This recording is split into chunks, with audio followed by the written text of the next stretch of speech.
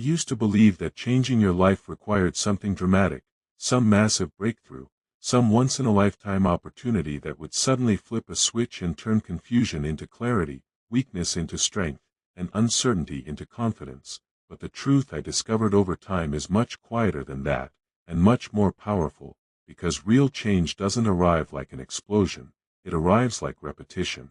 Like small choices made consistently when nobody is watching, when there is no applause, no validation, no reward except the quiet satisfaction of knowing you kept your word to yourself.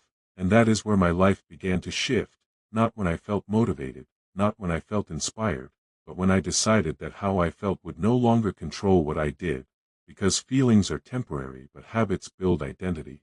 And identity shapes destiny in ways we don't even realize while it's happening. I remember waking up every morning already tired, already overwhelmed, already feeling behind before the day had even started, reaching for my phone before my feet touched the ground, letting notifications dictate my focus, and slowly I began to understand that I was starting every day in reaction instead of intention, and that one small realization changed everything.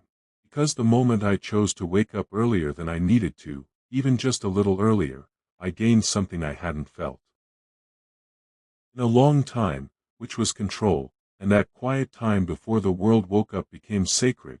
It became a space where I could think clearly, reflect honestly, and move with purpose instead of panic. And it taught me that discipline is not about intensity, it's about consistency. It's about showing up in small ways daily until those small ways reshape who you are. I began doing simple things differently, like making my bed every morning, and it sounds almost too basic to matter. But what it really did was prove to me that I could create order before chaos tried to invade, that I could complete a task before the day began demanding things from me, and that tiny act built momentum, and momentum builds belief, and belief builds confidence. And confidence changes how you carry yourself in every room you enter. I stopped waiting to feel ready before working on my body, because readiness is a myth most of us use as an excuse. And instead I showed up to train even on days I didn't feel strong, even on days I felt distracted, even on days I wanted to quit halfway through, because every time I stayed, every time I finished what I started, I strengthened something deeper than muscle. I strengthened self-trust. And self-trust is one of the most underrated forms of power a person can build, because when you trust yourself to follow through, doubt loses its authority over you. I replaced hours of mindless scrolling with intentional learning, reading even when it felt slow, listening to conversations that challenged my thinking instead of just entertaining it, and gradually I noticed that my perspective was expanding, that my reactions were softening, that my decisions were becoming more thoughtful, because what you feed your mind determines the quality of your thoughts, and the quality of your thoughts determines the direction of your life. I began limiting distractions, not because I wanted to isolate myself from the world, but because I realized how easy it is to watch other people build their dreams while neglecting your own, and comparison quietly drains ambition.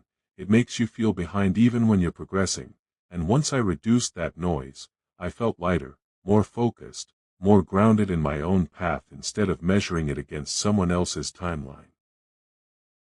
I started writing down my thoughts because I was tired of carrying them all in my head, and putting emotions onto paper made them tangible, manageable, less intimidating, and in that process I discovered patterns in myself that I had been ignoring, fears I hadn't admitted, habits that were quietly sabotaging my growth, and self-awareness became the foundation for every improvement that followed, because you cannot change what you refuse to acknowledge. I learned to say no without apologizing for protecting my time, and that was uncomfortable at first, because I had built an identity around being agreeable, around being available, around being the person who never disappointed anyone, but constantly saying yes to others was slowly becoming a no to myself, and once I realized that my time was limited and valuable, I began guarding it with intention, and that boundary created space for focus, for rest, for growth. I stopped avoiding difficult conversations and started facing them, because avoidance multiplies anxiety. It builds imaginary scenarios that are far worse than reality, and every time I confronted something I feared, it shrank, and I grew, and I understood that courage is not the absence of fear but the decision to move through it anyway. I stopped chasing 10 goals at once and committed deeply to one priority at a time, because scattered effort creates scattered results, and focus is powerful. It accelerates progress in ways multitasking never will, and depth builds mastery while distraction builds frustration. I began tracking my habits quietly, not obsessively, but enough to see momentum forming, because when you see consistency visually, you are less likely to break it, and small daily wins create a psychological shift that tells your brain you are capable, and capability fuels motivation far more sustainably than inspiration ever could. I became intentional about who I allowed close to me, because energy transfers more than we admit, and negativity spreads quickly if you let it, and so does ambition, and I realized that protecting your peace is not selfish, it is necessary, especially if you are trying to build something meaningful.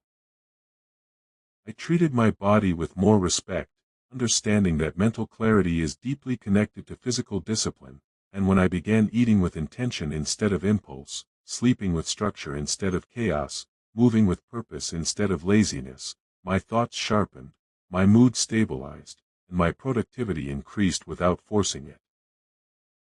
I learned to keep promises to myself, because every time you break your own word, you weaken your self-image, and every time you follow through, even in private, you strengthen it, and that internal confidence becomes visible externally in subtle but undeniable ways.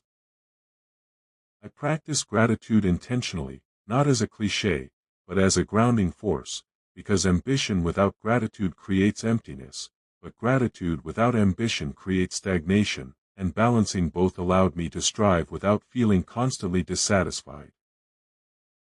I became comfortable spending time alone, and that solitude revealed truths about me that distraction had hidden. It exposed insecurities, yes, but it also built resilience, and when you are comfortable in your own presence, you stop tolerating environments that diminish you just to avoid loneliness.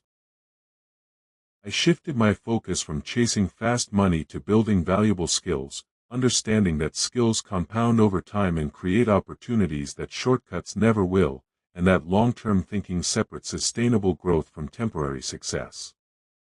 I stopped viewing failure as a personal indictment and started seeing it as instruction, because every mistake contains information, and when you remove ego from the equation, improvement accelerates, and resilience becomes natural. I accepted full responsibility for my outcomes, because blame feels comforting in the moment but powerless in the long run, and responsibility, though heavy at first, restores control, and control builds confidence.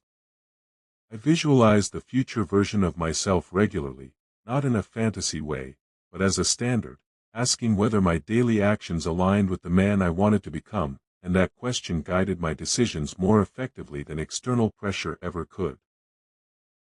And perhaps most importantly, I stayed consistent when nobody noticed, when results were invisible, when progress felt slow, because transformation happens long before it becomes visible, and repetition shapes identity in silence.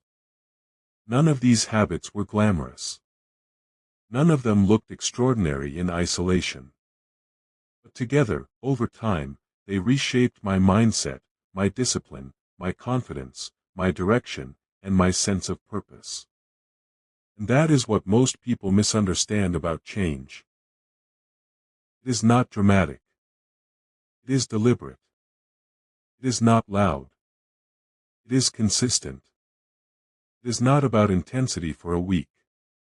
It is about commitment for years. And if you commit to small improvements daily, if you protect your time, sharpen your focus, strengthen your discipline, confront your fears, and align your habits with the person you want to become, you will wake up one day and realize that your life is different, not because you got lucky, not because you waited for the perfect moment, but because you built it intentionally, patiently, relentlessly, one decision at a time. And that is how real change happens, quietly at first, and then all at once.